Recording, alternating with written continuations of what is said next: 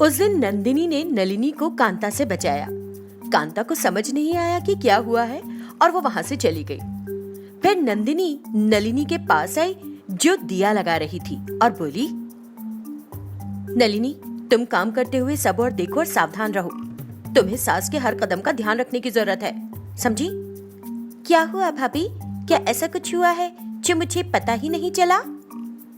ऐसा कुछ नहीं है, लेकिन मैं तुम्हें सिर्फ सावधान रहने के लिए कह रही हूँ। हाँ भाभी, आप सही कह रही हो।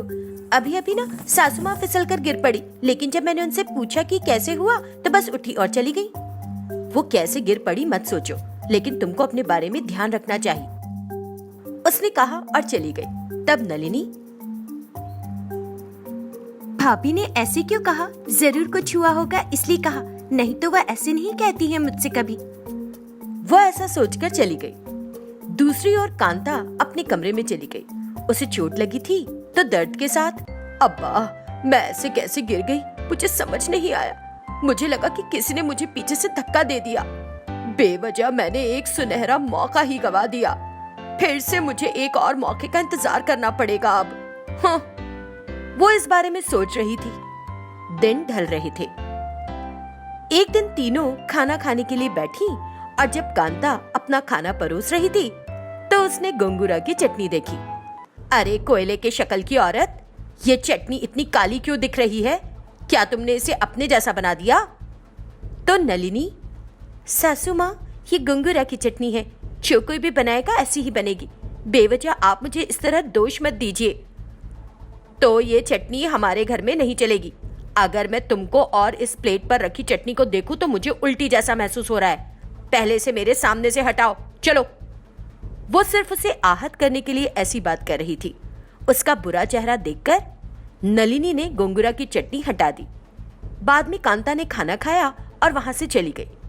नलिनी दुख के साथ, क्यों भाभी, बिना बात के वो कारण ढूंढती है और मुझे इस तरह से परेशान करती है?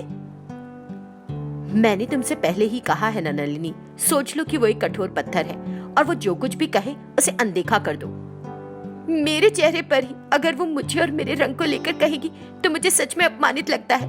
मैं तुम्हारी भावनाओं को समझ सकती हूँ, लेकिन हम कुछ नहीं कर सकते। दोनों आपस में बात करते हुए वहां से चली गई। ऐसे ही कुछ और दिन बीत गए। कांता सोफे पर बैठकर टीवी देख रही थी। तभी एक रिश्तेदार उनके घर आ गई। कांता भाभी, कैसी हो? हाँ सरला, मैं अच्छे से हूँ। तुम कैसी हो? तुम्हें देखे तो काफी समय हो गया। हाँ भाभी, मेरी तबीयत ठीक नहीं थी और इसलिए मैं तुम्हारे बच्चों की शादी में नहीं आ सकी। इसलिए तो मैं बस तुम्हारी बहुओं को देखना चाहती थी। इतना सुनते ही कांता ने सोचा, बाप रे, अगर वो मेरी काले चेहरे वाली बहू को देख लेगी तो वो जाकर सभी को बता देगी कि कांता अपने लिए एक काली बहू लेकर आई है। वो डर गई। तुम यहीं रहो, मैं जाकर अपनी बहुओं को बुलाती हूँ। बहुएं काम कर रही थी तो वो उनके पास गई। नंदिनी, मेरी एक रिश्तेदार आई है, मेरी बहुओं से मिलना चाहती है, बस तुम जाओ और मिलाओ। ए, जब तक वो चली ना जाए बाहर मत आना, नहीं तो इज्जत खो दूंगी मैं अपनी सारी। तो वो नंदिनी को लेकर चली गई। इधर देखो सरला, वो मेरी बड़ी बहू है नंदिनी, देखो कितनी सुंदर है ना। और तुम्हारी दूसरी बहू कहाँ है? मैंने सुना है वो बड़े अच्छे स्वभाव की लड़की है। हाँ हाँ, वो घर पर नहीं है, कुछ काम था तो बाहर चली गई। ऐसा क्या? ठीक है, अगली बार जब मैं आऊंगी तो उसे देख लूंगी भाभी, मुझे देर हो रही है, अब चलूं? वो चली गई। उधर किचन में नलिनी कांता के रवैये से परेशान हो रही थी। ऐसे ही कुछ और दिन बीत गए। एक दिन जब कांता अपने घर के पास की झील को देख रही थी, दिन बीतते जा रहे हैं और मैं इसका कुछ नहीं कर पा रही हूँ।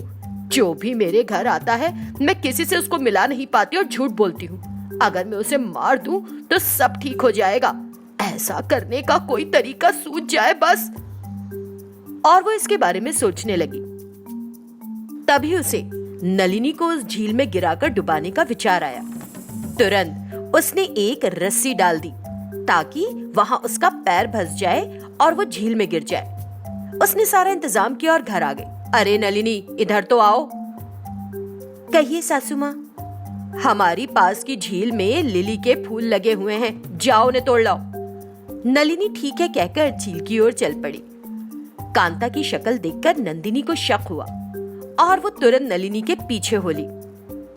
जब नलिनी झील में उतरने वाली थी और फूल तोड़ना चाह रही थी, तभी नलिनी का पैर रस्सी से उलझ गया और वो झील में गिर गई। डूबते हुए चिल्लाने लगी।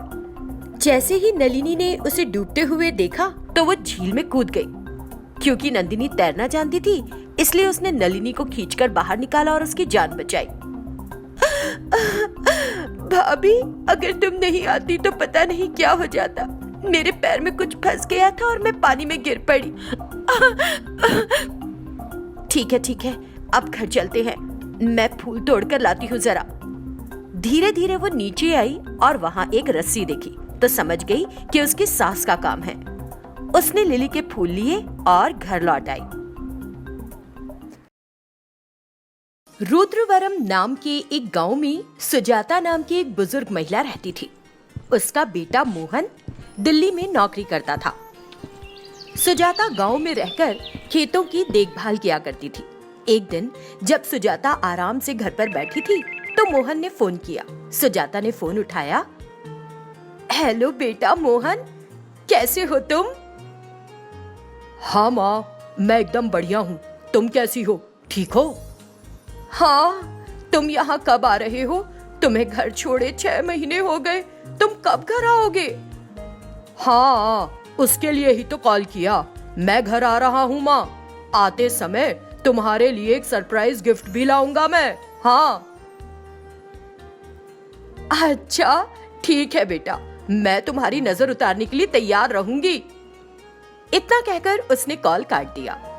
हाय मैया, मेरा बेटा इतने दिनों बाद घर आ रहा है और मेरे लिए तोहफा भी ला रहा है, कह रहा था। जैसे ही वो वापस आएगा, मुझे उसके लिए एक अच्छी लड़की देखकर शादी करा के उसको जीवन में बसा देना है बस। उसने ऐसी योजना बनाई। 2 दिन गुजर गए। सुजाता हॉल में बैठी अपने बेटे की फोन का इंतजार कर रही थी कि तभी उसने अपने बेटे को माँ माँ पुकारते सुना। वो खुशी खुशी दरवाजे के पास गई। वहां अपने बेटे के साथ एक लड़की को देखा तो चौंक गई।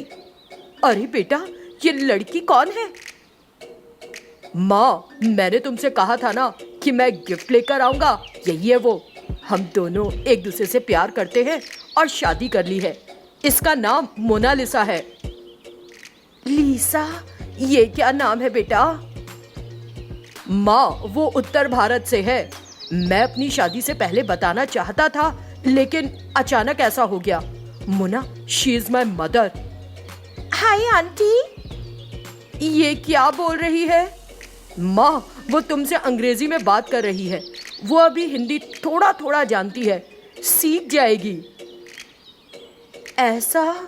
ठीक है, जो हुआ हो गया। वहीं खड़े रहो, मैं एक कद्दू लाऊंगी, बुरी नजर दूर करूंगी, ठीक है? वो अंदर गई और एक कद्दू ले आई। ये देखकर Monalisa, Mohan, why this pumpkin for Drishti? She can use watermelon instead, no? Keep your doubts aside for now. I will tell you at the right time, okay?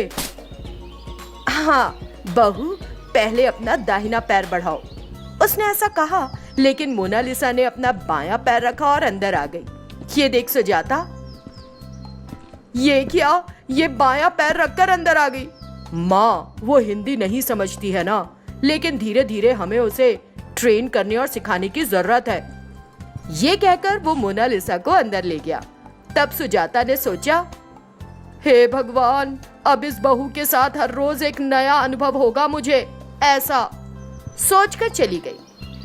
कई दिन बीत गए थे, लेकिन सुजाता नई बहू को बिना कोई काम बताए खुद ही सब कुछ कर रही थी।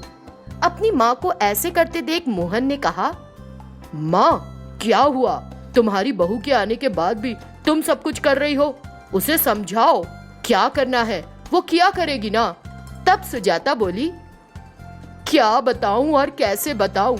वो हिंदी समझती नहीं और मुझे अंग्रेजी आती नहीं, इसलिए क्या कहूं समझ ही नहीं आता है बेटा। तुम कहती रहोगी तो समझने लगेगी माँ, लेकिन तुम कहती रहो, उसने कहा और अपने कमरे में चला गया और जाकर मोना से भी कहा, मोना कल से तुम माँ की उसके काम में मदद करो, क्योंकि वो अकेले अपना सारा काम खुद नहीं कर सकती है, right? Okay okay, you don't worry Mohan, उसने कहा। अगले दिन मोनालिसा जल्दी उठी और पूरे घर की सफाई कर दी। सुजाता सास उसे काम करते हुए देखकर, आहा मेरी बहू तो काम कर रही है, अब मेरे सास वाले दिन आए हैं। फिर सोफे पर बैठकर, बहू मोना मुझे एक कॉफी लाकर दे दो ना, उसने कहा तो मोना एक कप कॉफी ले आई और आते ही उसके चेहरे पर फेंक दी। सुजाता जोर से चिल्ला पड़ी, अरे बाप रे, मैं मर रही हूँ, ये जल रहा है, वो चिल्लाई। तो मोहन दौड़ते हुए आया। अरे अरे क्या हो गया, क्या कर दिया? Actually, auntie asked me to bring coffee and throw on her. I did the same. That's it. What did you say?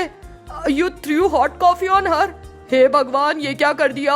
Coffee लाने का मतलब है bring and give, not to throw. Oh shit! How do I know all this?